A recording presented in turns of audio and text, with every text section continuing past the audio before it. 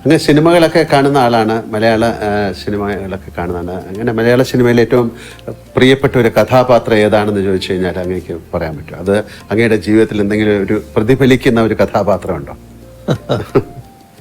അല്ല, മലയാള സിനിമയിൽ ധാരാളം കഥാപാത്രങ്ങൾ നമ്മൾ ഓർത്തു വെക്കുന്നവരായിട്ടുണ്ടല്ലോ. ഒരു സാമൂഹ്യ പ്രതിബദ്ധതയുള്ള ഒരു കഥാപാത്രം അങ്ങയുടെ തന്നെയാണെന്ന് എനിക്ക് തോന്നുന്നത്.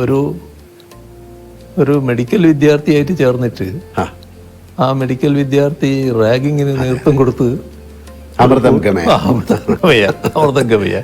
MT എഴുതിയത് അല്ലേ? ഹരിഹരൻ. അതെ, ഹരിഹരൻ. അപ്പോ അതിനകത്ത് പിന്നെ നിങ്ങളാണ് ആ പിന്നെ ഇതായിട്ട് വരുന്നത്.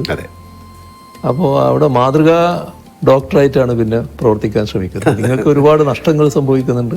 പക്ഷെ അതൊന്നും പിന്നെ ഇവരിങ്ങനെ മുഖവിലക്കെടുക്കാതെ നിങ്ങൾ നിങ്ങളുടെ ആശയത്തിൽ തന്നെ ഉറച്ചു നിൽക്കുന്നു. ഒരു നല്ല സാമൂഹ്യ പ്രതിബദ്ധതയുള്ള ഒരു കഥാപാത്രമായിരുന്നു. ഞാൻ അങ്ങോട്ട് ചോദിക്കാൻ, മോഹൻലാൽ സിനിമകളിൽ അങ്ങേക്ക് ഏത് കഥാപാത്രത്തിനോടാണ് താല്പര്യം? ഇപ്പൊ അത് അങ്ങ് പറഞ്ഞു കഴിഞ്ഞു. ഇതാണ് നല്ല ഇതായിട്ട് എനിക്ക് തോന്നിയത്.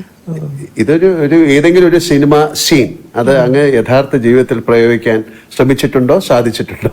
അല്ല, അങ്ങനെ ഞാൻ ചോദിക്കാറില്ല. ഇല്ല. പക്ഷേ ചില രംഗങ്ങൾ കാണുമ്പോൾ നമ്മുടെ ജീവിതവുമായിട്ട് ബന്ധപ്പെട്ട് ചില കാര്യങ്ങൾ താരതമ്യപ്പെടുത്താറുണ്ട്, ഓർക്കാറുണ്ട്. ഇതൊരു ഒരു സിനിമയിൽ അഭിനയിക്കാൻ അങ്ങേക്ക് ഒരു ക്ഷണം വന്നാല് എന്ത് തരത്തിലുള്ള റോളുകൾ ചെയ്യാനായിരിക്കും ഇഷ്ടം? അല്ല, അതിന്റെ കാലം കഴിഞ്ഞല്ലേ. അല്ലല്ല, ഇനിയിപ്പോ അതിന്റെ കാലം കഴിഞ്ഞല്ലോ. അത് ഇതിനു മുമ്പായി കുറച്ചുകൂടെ മുമ്പായിരുന്നെങ്കിൽ ചിലപ്പോൾ ഇപ്പൊ ആകെ പറ്റുന്ന റോളൊന്നല്ലേ ഉള്ളൂ. പ്രായമുള്ള ഒരാളുടെ റോളൊക്കെ അതല്ലേ പറ്റും.